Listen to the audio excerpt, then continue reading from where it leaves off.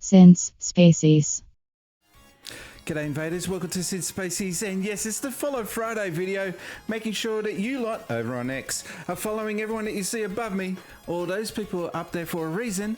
They're a bunch of good eggs. And if you're watching over on YouTube, come over on X and follow my tweets. I do post a lot of random gaming stuff throughout the week. I have a bit of a rant. It's a bit of a rant because I'm really disappointed with how one particular brand has worked out. I'm really, and they've had a major news announcement this week, and that is they've changed their CEO, and it's led me to think back on consoles that I've bought in the past, and which console is the most disappointing. And okay, I can't hold back the suspense any longer. It's this guy, the Xbox Series X. I was so excited to get this console. I actually got it on day one. And yeah, I've got a few things that I need to talk about. Now, I've got some points, and this is not scripted, but I do have some points to try and keep me on track and try and keep this under 10 minutes. So what led me to want to stick with Xbox was I was super excited to see what they could do on a next-gen console, because they just kept talking about next-gen. And so I wanted to see what Halo would look like on that system. And that's one of my letdowns, is this. Power your dreams. It got me super excited seeing that on the back of the box. Mind you, one thing that didn't let me down with this box was the presentation, the unboxing. The unboxing experience on this was probably one of the best on any console I've ever had.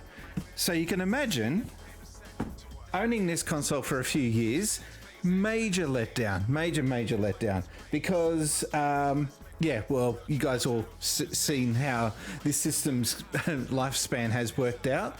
The first big letdown, Halo Infinite. It was supposed to be the face of the console, the mascot of Xbox, the brand. And it just, the open world aspect had promising, potential to it, and it just didn't lead to anything. In fact, the campaign was just super boring. It was so disappointing.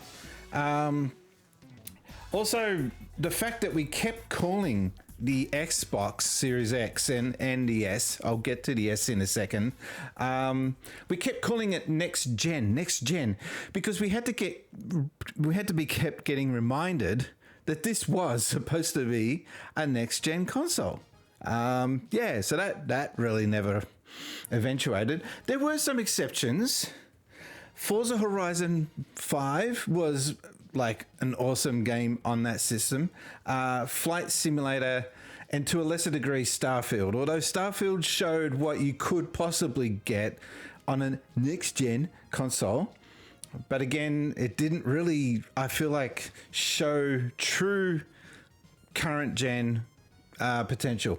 I think one of the biggest reasons why it was held back, and this is something that you keep getting told about when you read about development on games on the system, is the Xbox Series S. Now, the Xbox Series S was a budget version of the Xbox Series X. Stupid naming convention. Let's just get that out of the way too, by the way. I don't normally complain about naming conventions, but when you put Xbox Series X and Xbox Series S, and you expect mum and dad who goes out and doesn't know to buy these games for Johnny, if that even happens anymore, and expect them to know the difference between an X and an S and what it's going to mean for their kid when they buy, we'll just get the cheaper one. It plays Xbox games. Well, yeah, it does, but not really the same. Yeah, so the Xbox Series S was holding back development on games because they had to make it for the lowest denominator. Most companies were able to get around that, but there are some companies that just said straight up, nah, we're not developing our game for that console because we don't want to have to go through all that nonsense. And so the Xbox missed out on a lot of games potentially. Also, there was a long period of time, thanks to COVID, but there was a long period of time there where it was just like stagnation, and also just delays. Whereas PlayStation seemed to keep rolling out games left, right, and center. Also, the big news of studio acquisitions. I actually put out a tweet because someone was really bagging out Xbox hard when they purchased all those studios. And I said, it's going to pay off.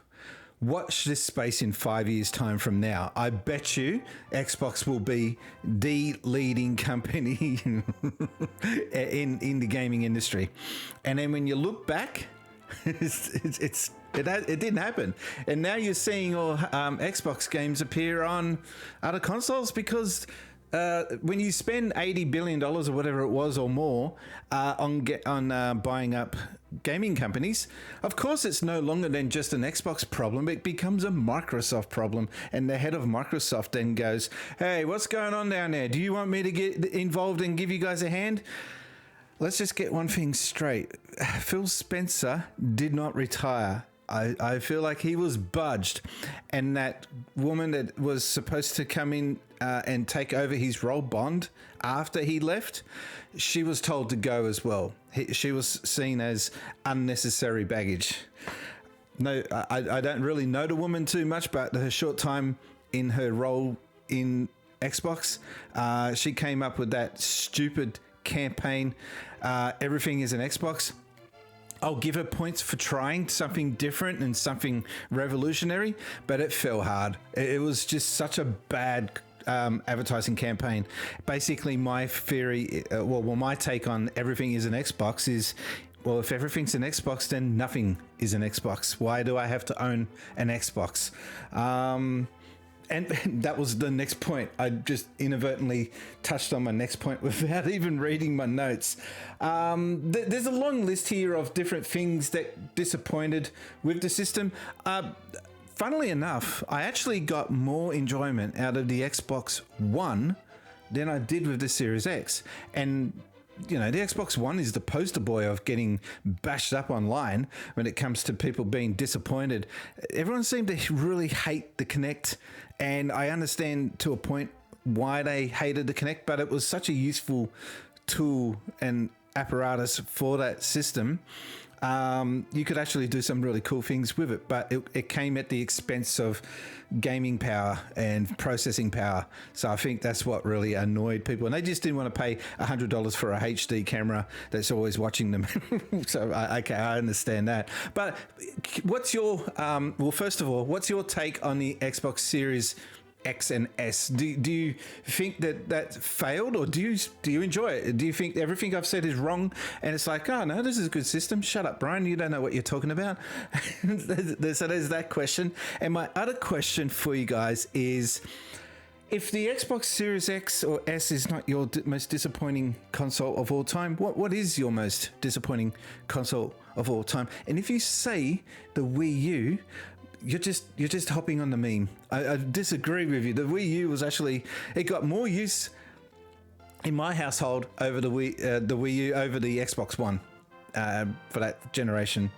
Anyway, my name's been Brian. I've been gaming since Spaceys. Don't forget to follow everyone that you see above me if you're ever watching this over on Twitter. Have an awesome weekend. Bye. Since Spaceys.